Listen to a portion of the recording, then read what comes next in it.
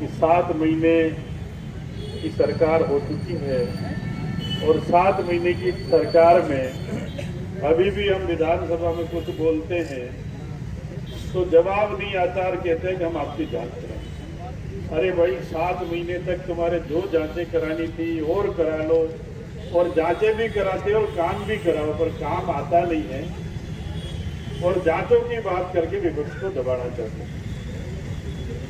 राज्य सरकार में मात्र 2 मंत्री ऐसे हैं जो जवाब अपने विभागों को देते हैं, चिकित्सा मंत्री और यूडीएच मंत्री। बाकी सब पुरानी बात ये होगी वो होगी। एक दिन तो मैंने बोला कि हमने कोई गलती की तो हम यहाँ बैठे, तुम भी क्या यहाँ आना चाहते हो तो कि हम भी आ जाएंगे वहाँ। तो मैंने कहा 5 साल पहले ही नंबर है तुम्हारा।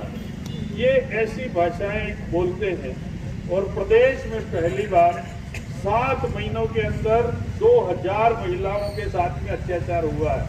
ये रेप और मर्डर की स्थिति बता रहा हूं मैं आपको। ऐसी स्थिति में प्रदेश की कानून व्यवस्था लाचार हो चुकी है। हमारे बांसवाड़ा जिले की बात करें, शहर के चारों तरफ कहीं पर भी शाम को सूर्यास्त के बाद में कोई निकलता है, पत्थरबाजी होती है।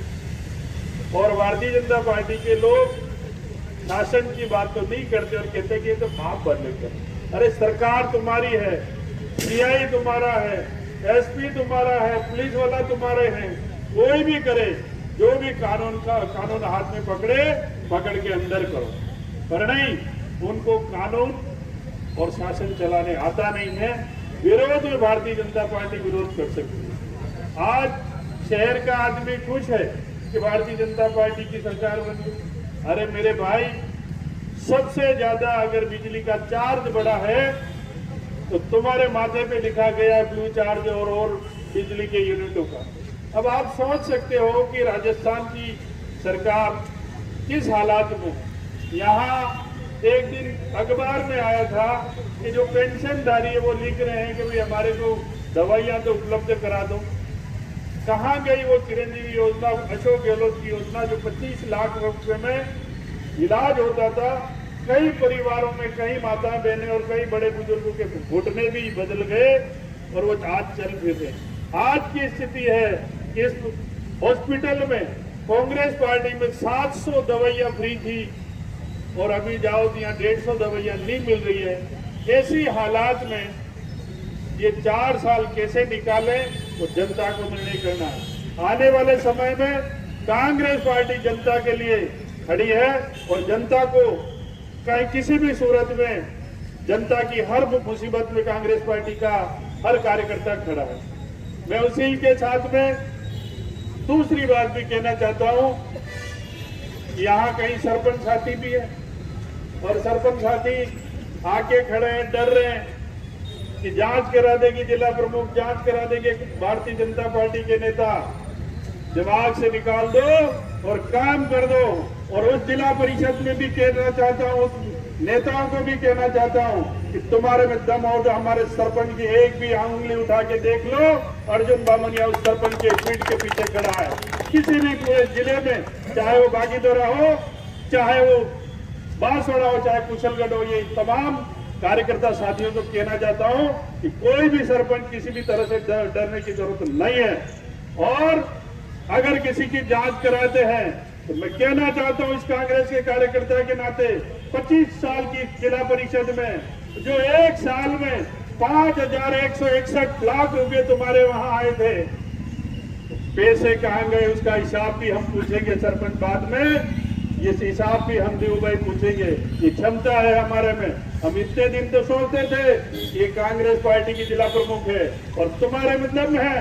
भारतीय जनता पार्टी में गए हो तो वापस जिला प्रमुख की सीट पर बैठ के देख लो कि कांग्रेस पार्टी का कार्यकर्ता वापस जिला प्रमुख और प्रधान बनाएंगे, उसमें कोई कहीं रुकावट नहीं आएगी। ये बात मुझे मजबूरन कहनी पड़ रही है। क्यों? कि हमारे सरपंचों को टारगेट बना रहे हो।